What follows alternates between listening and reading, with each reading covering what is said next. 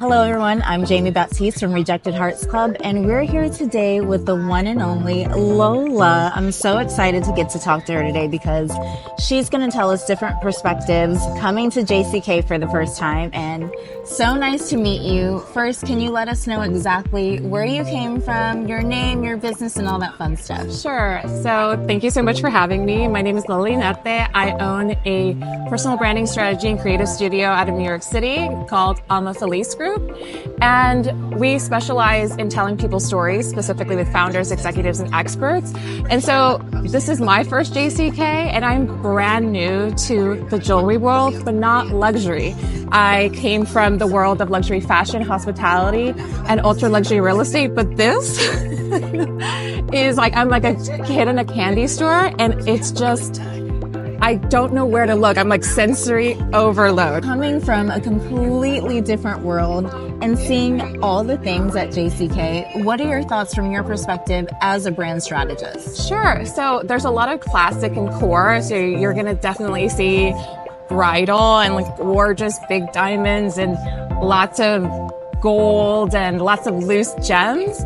But then there's right where we are too, the design collective has been really cool because you see a lot of new and fresh and next stuff where people are experimenting with different types of metals and mixing metals. And I'm seeing that pearls are really trending right now. And it's fun to see a lot of women in this industry too, because coming from New York and knowing the Diamond District, that's very much like an old boys club.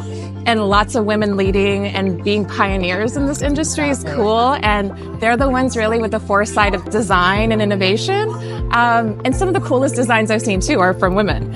I agree. Walking around and from your expertise and your amazing visions, what's one thing you would recommend coming to JCK as a brand that would be helpful for them to succeed? Sure. So I would definitely say as a brand to stay open in regards to not just coming in with the ROI in mind. Right. And just really understanding your customer and how you setting up your booth.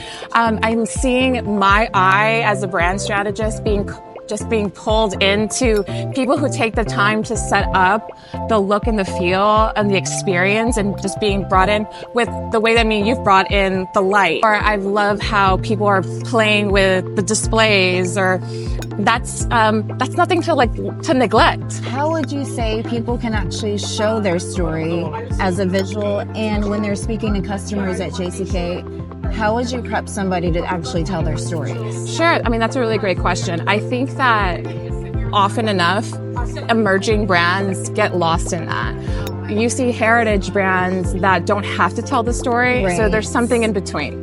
That there is clarity when you decide what makes your brand different, because there's 17,000 people here. I don't know how many vendors are here. So if you don't get that story locked in, you're gonna be one of a million. So how would somebody prepare to share their story? Sure. Or if they don't have a story, is that something that you would be helping people with? Yeah, I would say if it's me or anyone else, have someone who is not married to your brand or working with you. Have someone 30,000 foot view, because you're too married to what you're doing. You're too involved into the everyday operations of your brand. You need someone with a very fresh perspective of like, hey, when you see this, what do you think? Hey, like, or just type up your brand story. What a great idea. Are you guys listening? Type up your brand story, because then you can repeat that to yourself and you can go over it so you're well prepared when you're coming to huge shows like this. Sometimes I'll have some clients of mine that don't want to type it, or perhaps they don't have the time. I'll actually tell them, just voice memo it, because I'm saying you can even have it dictate it for you. And then, the beautiful thing, you just copy paste that into something. Just don't overthink it. Have someone read it. Like, does this make sense to you? Or what are key takeaways from that? One of the things I want to pick your brain about that's been kind of going around that's a little bit more new within the jewelry industry is AI. So These days, from different age groups, we're getting more into AI. Tech is here to stay. That's just what it is.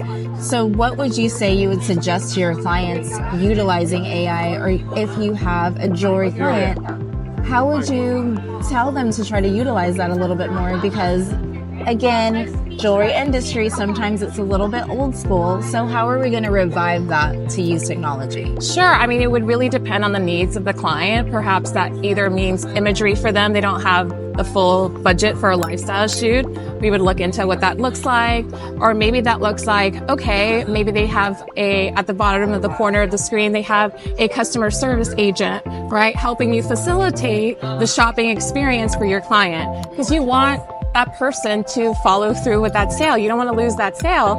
And you're not going to be able to facilitate that sale if they have an oops or a technical something at midnight or 4 a.m. You want to capture that sale, and AI can do that for you. Amazing. Or even, sometimes we look at the copy of our website and it's dusty and it doesn't resonate with us, and that's okay. And I'm not saying just use AI to do it, but it can revamp it. It's not one size fits all. It would really depend on what the brand needs, but you work with someone who is an expert in that or a little bit more well-versed. Maybe you've got a niece or a grandkid or someone in your life that knows AI that they can help you in that regard. And would you say basically use AI more so as a tool? Absolutely. AI shouldn't be something that we wince at or that we scoff at. AI is here to stay. I keep saying that AI is similar to how we looked at Instagram in 2014. Right. And now look what happened. We didn't have social media departments in 2014. Right? We had people that saw that as an opportunity, saw that as a tool, and leaned in. And they saw opportunities to create new streams of income for themselves. And the point isn't to become an influencer, it's how can I adapt it for my business? I adore that. As we end this interview, I want to ask you, what is one word you can think of that describes your experience at JCK? Oh my gosh, I would say it's amazement, and it's definitely amazement. And I want to say more. I want to say it's amazement because this world is both classic and core. And I'm like I said, I am a kid in a candy store, but it is fresh and new and it's innovative. So I'm just amazed. I'm excited to take more of a tour in the different spaces, and I'm just so excited to be here and to support. Thank you so much. As always, we appreciate Lola. And where can they find you? You can find me all places at the handle almafeliz.com. You heard it here. Oh my gosh. Lola.